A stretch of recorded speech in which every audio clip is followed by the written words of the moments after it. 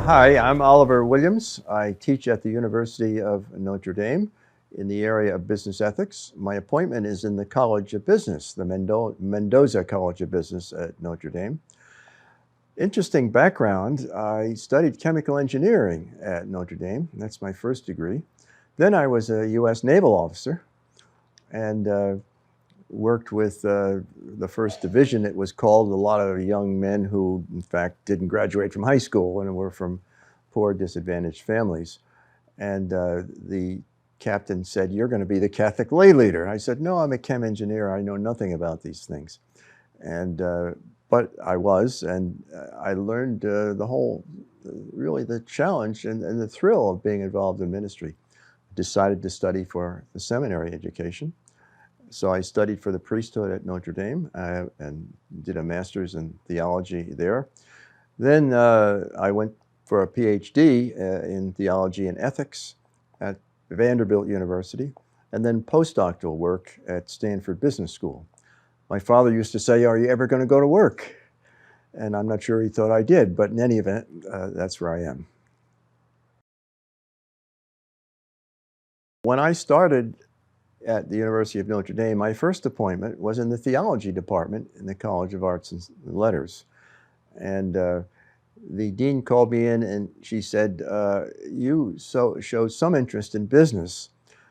When I was in school, I worked in summers on Wall Street as a messenger boy. I mean, and there weren't many messages, so I read a lot and was very impressed that the real power to change the world was probably not in government's hands, it was in business hands. And so I was very interested in getting business more aligned with making the world a better place. And so I team taught a course on business and theology, and then the dean of business school said, if you really want to get tenure, you should come to the College of Business because we want to start ethics. And so I did, and got tenure, and that was back in the 80s. I've been there ever since. My goals in teaching business ethics was to help young men and women who would be our future business leaders, and fortunately we have a lot of those at Notre Dame, to help them see that the power of business was not simply to make good products and services, but it was to change the world. They had the power to help the disadvantaged people through their policies and practices. They had the power to help growing countries in the world that didn't have a good income and good governments. To a large extent, I think it has worked out. Business is doing much more today than they were 30 years ago, 40 years ago, in the way of making the world a better place.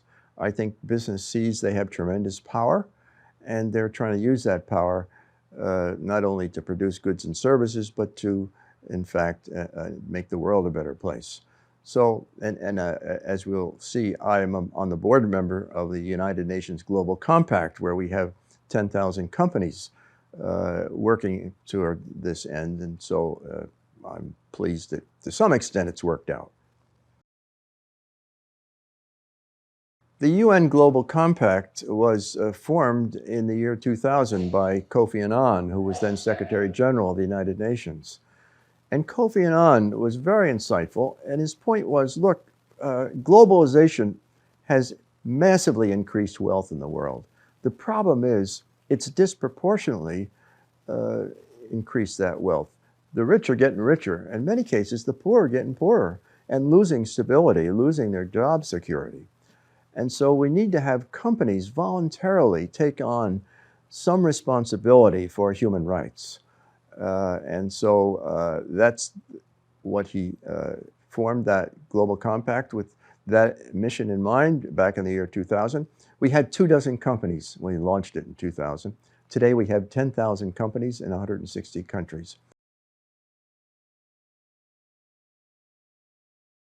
What we are saying is the ethical obligation of business is not simply to do no harm, but it's also, justice certainly includes do no harm, but justice is giving each giving each person his or her due. And it seems to me the Sustainable Development Goals are a series of 17 goals which are trying to overcome world poverty. And the United Nations put them forward in the year 2000, not simply for governments, but for business. In fact, business is doing most of the work on the Sustainable Development Goals.